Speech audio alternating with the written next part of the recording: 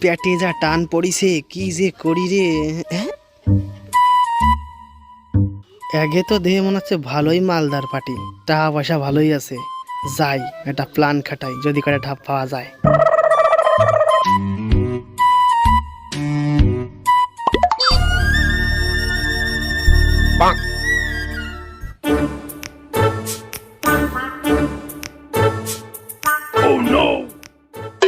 তুমি কি পাগল?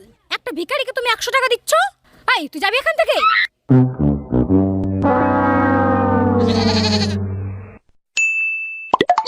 ম্যাডাম, আপনাকে না এই কালারের চুড়িদারটাই খুব সুন্দর লাগছে।